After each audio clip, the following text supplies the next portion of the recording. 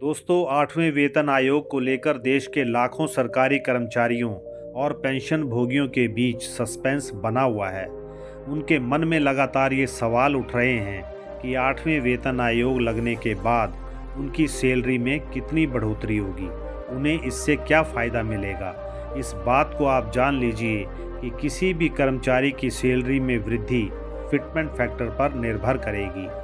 कई रिपोर्ट्स में वेतन आयोग के एक प्रमुख पहलू फिटमेंट फैक्टर को लेकर बहस की ओर इशारा किया गया है।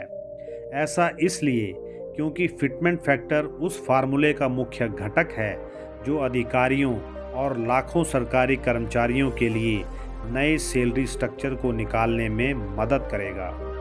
बढ़ती महंगाई के साथ कुछ लोगों का तर्क है कि केंद्रीय वेतन आयोग फिटमेंट फैक्टर को भी संशोधित करेगा। बता दें कि जब भी 8वें वेतन आयोग के तहत नई शर्तों की घोषणा की जाएगी तो यह 50 लाख से अधिक कर्मचारियों और 65 लाख पेंशन भोगियों के सैलरी स्ट्रक्चर को बदल देगा। दोस्तों, 8वें वेतन आयोग के तहत सबसे प्रमुख चर्चाओं में से एक यह है कि सेंट्रल पे कमीशन इस बार 2.86 का फिटमेंट फैक्टर ले सकता है। हालांकि इसकी अभी कोई आधिकारिक घोषणा नहीं की गई है, लेकिन विशेषज्ञों का तर्क है कि मौजूदा इन्फ्लेशन और पिछले रुझानों को देखते हुए 8वें वेतन आयोग की गणना के फार्मूले में 2.86 सबसे सूटेबल फिटमेंट फैक्टर प्रतीत होता है। अगर सेंट्रल पे कमीशन 2.86 फिटमेंट फैक्टर लेने का फैसला करता है तो इसका मतलब होगा कि वेतन में भारी बढ़ोतरी होगी।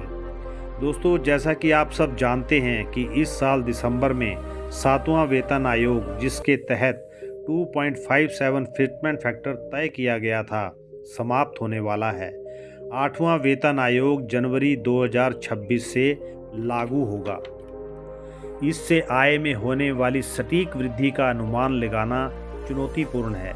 हालांकि विशेषज्ञों का मानना है कि अंततः मूल वेतन 20 से 35% के बीच बढ़ सकता है।